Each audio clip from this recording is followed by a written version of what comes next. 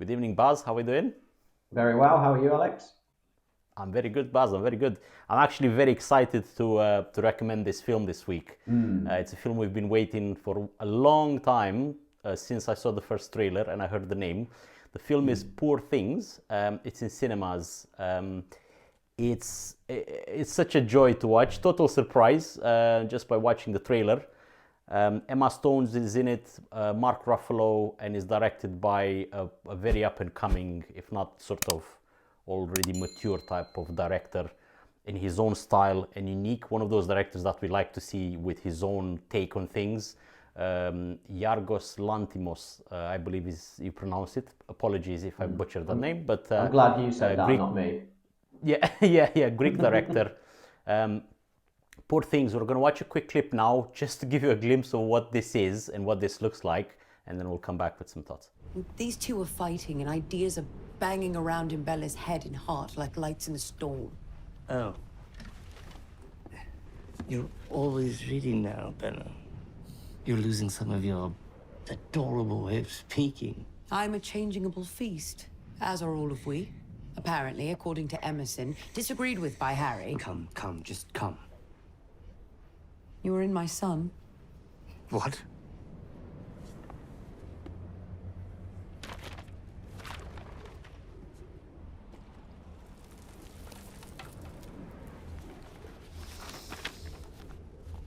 There we go. So that's Emma Stone trying to be polite as society demands it. So basically, the story revolves around. It's a very highly weird and bizarre film altogether. But the story is around Bella Baxter, played by Emma Stone, which is basically a Frankenstein style type of creation of a doctor, almost like a mad scientist, played by William Defoe, coincidentally, or maybe not coincidentally, called Godwin. So Bella calls him God. So he creates this girl from, literally takes her out of, she's suicidal, and then he picks up her body and replaces her brain with the brain of a child. And we watch her growth, her development. So the mind of a child in a body of an adult as she starts to discover the world, and what a world it is. In simple terms, that's the story. That's the basic of the story. Then she goes from location to location around the world, in Europe, and discovers this is somewhere in the Victorian London. It's where it starts, but it's not your London, typical London. No. Everything is recreated, is bizarre, is there's It's like hybrid animals. It's all sorts of yeah. It's an weird things. alternative universe, London, isn't it? As such. Correct. It's almost like a parallel historical line, but Yeah. I mean, it's in that era where anatomy was treated with respect, and this doctor is a little bit, because you can see it from his face. Even he's got scars. You can see that, and the animals in his house are all hybrid animals. So it's like a duck combined with the body of a dog, and stitched up together and things like that. So and the film is so surprising in a pleasant way with every single frame, because it starts as black and white, then it has these fisheye lenses sometimes, which is like warps the camera around, and it's like in a Yeah. circle. It almost feels like you're looking through a keyhole at the film. Then it turns into a vivid, colorful, um, you know, environment, and the backgrounds are stunning. And when they go to Lisbon, and it's just a pleasure to watch. What did you think, Baz? I'm guessing is the same type of vibe. Everything you just said, I would wholeheartedly agree with. Yeah, and nice to mention the kind of fisheye lens a lot of the time as well. I said to Yeah. you in the first half an hour of watching it that it's kind of like it's almost like a visualized LSD trip in a way because of how Yes. surreal it is, and Hallucinogenic. you, Hallucinogenic. yeah, Absolutely hallucinogenic. hallucinogenic. Yeah, yeah, and almost a bit stomach churning. You know, it's kind of not comfortable to watch with the odd music, the odd fisheye lens. Black and white kind of makes it seem like a sinister horror movie from like the 1940s or something. And Yeah. William Defoe's face alone, I think, is just terrifying. You know, It is, yeah, yeah. as he's clearly been operated on, and there's stories of his childhood of, you know, about what his dad His used to do father. to him in the name of science and experimentation. And so there's always there's this weird feeling in your stomach watching the first half an hour of a film, and it is very bizarre. I think maybe like a career defining role for Emma Stone. You know, I'm not really Absolutely. seen a lot of other films with her in, but I mean the bravery to do it. I mean, there's a lot of scenes where she's having sex and she's got to pretend to have the mind of an imbecile doing it, and it's just Yeah, it's just such a, like I say, I'd say brave performance from her.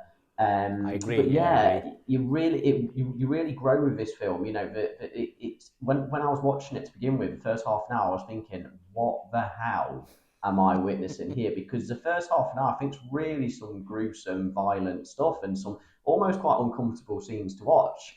Agreed. But once you break, It absolutely takes you by surprise. Yeah, yes, 100%, yeah. But once you kind of break through that, you kind of get rewarded with this kind of fantastic storyline of Bella, kind of, I wouldn't say coming of age, but like learning about the world through yeah, an innocent soul. So she really enjoys sex. For instance, she yeah. finds out that sex makes her feel good, and the language she's using throughout the whole film. Not only does it get better, and she kind of educates herself, but especially in the early parts of the film, the language she uses, it's kind of like you can you relate to it. It's almost like an alien discovering the earth and Yeah, wondering why things aren't a yeah. certain way and why obvious But things also, aren't all mandatory, you know. also the performance. What a performance! Because besides the language, like you said, and the expression, her body language also develops through the Even the film. way she Because walks. initially, the way she walks, exactly the way she walks Yeah, is like a bit odd in the beginning, and yeah. then as she discovers dance and music and love and anger and pity and mercy and all of those emotions, she literally changes, and that's very well put from Emma Stone's perspective, Yeah. because that's exactly what happens with this creature, because she's a creature basically, She's a because it's creature, not. yeah. She's a creature, and quite like an innocent one at first, but Yes, then turns into this kind of intellectual being. You know, I think her character is kind of, it is almost alien-like. But did yeah, you enjoy the characters around her as well, like Mark Ruffalo, for instance? absolutely, Did yeah. you I enjoy think his role in the film as I think Mark Ruffalo is also a career-defining role, this one, because he's do you this. I reckon mean, so? Yeah. yeah, because he's usually Mark Ruffalo is the good guy. His Mm, roles, because he looks nice. He's like a pleasant actor to look at. In mm. this film, he uses that to trick you all the time, and he plays it so well. This seedy lawyer, Charming. that It's that charming though, that charismatic. charming, yeah, and he's Yeah. taking her around the world just to profit from her basically, and use Mm. her, and he falls for her, and it's also it's a sporting character, but it's also fully developed, and you know gets what he deserves, and introduces her Mm. to Paris and to Lisbon. But which one of the locations you like? Because every single one of them is Yeah. so different.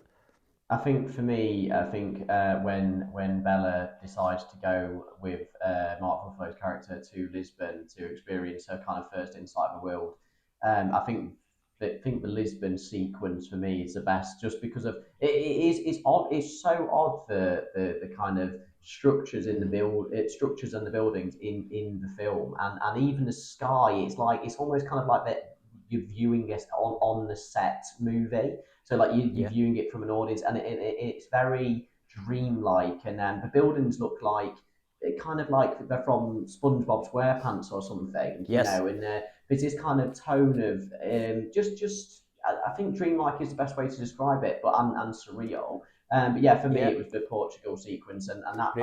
that's with the dance sequence in the film as well, which I really thought was fantastic. You know, it's kind of Yeah. Yeah. almost on par with is it Ex Machinima when they do a dance sequence in that film. Ex Machina. Yes. Ex Machina. Yeah. Yes, Or yeah. or or Pulp Fiction is my all-time Oh, favorite Pulp dancing. Fiction, yeah. That's Yeah. it. It Yeah. goes on par with that without spoiling anything. It's absolutely brilliant.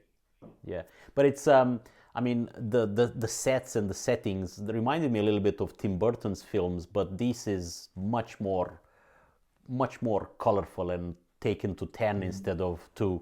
But Tim Burton also creates these type of very painting like type of settings. But I thought Alexandria, when they get to Alexandria, they don't spend too much time there, but that whole Alexandria is an island, and then it's so well created and striking in the way it looks. It just goes, whoa! It's brilliant. Did you like the kind of philosophical discussions in the film? Because there was more than, I would say there's about 3 or 4 in the film. Yeah, I mean the philosophical discussions, especially in Paris when she's like fully matured, they're just like mind blowing, and they're so well positioned because you've been watching her being played around all her life, through all her journey, and now she gets to a point where she can actually change that around, which is brilliant to see. But then the music was fantastic too. I found it very, very to the point, very in tone with the type of film, with how bizarre the film looks. The music seemed the same, equally bizarre. Yeah, there was kind of a lot of, in the beginning of the film, there's a lot of eerie kind of violins, weren't there, and stuff that makes your hair stand on end, and it just kind of, it melded with the film very well, you know, and it's good to see. And here. It's brilliant. It's in cinemas, Poor Things. We're going to leave the full written review at the link below, but absolutely 5 out of 5. Worth the ticket. Yeah. Worth the ticket price. 100%. As we say. It's worth 2 ticket prices. I'd happily see this at the cinema again, happily. Actually, that's a very good idea.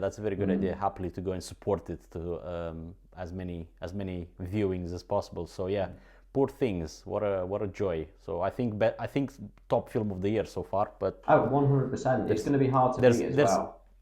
There's more to come we haven't seen. So yeah, good. Okay, sir. Until next week, I shall leave you in peace. Yeah. Take care, Alex. Bye. Bye.